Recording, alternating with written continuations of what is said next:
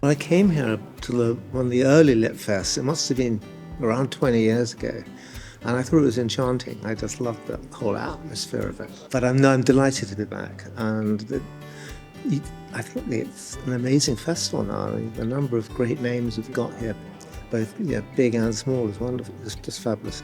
Yeah, I've sailed here many times over the years, and I think actually the approach to St. Peter's Port from the sea is just stunning. It's one of the most beautiful ports to sail into. And I've always loved the kind of friendliness of the island. I live in Jersey now, but actually it was a close-run thing between the two. And I know there is some historic animosity, but I love being here. The Roy Grace novels I always write in the third person, whereas this novel I actually wrote in the first person. So I'm writing in the first person as a woman.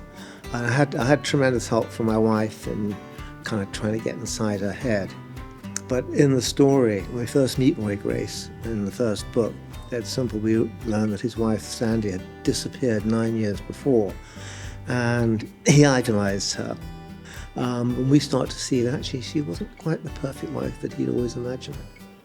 Yeah, I think everyone who reads my Roy Grace novels thinks that Sandy was a nasty piece of work, and they think they know how she met her demise. And what I'm going to tell everybody tonight is, no, you're wrong. You're going to be very surprised if you read the book.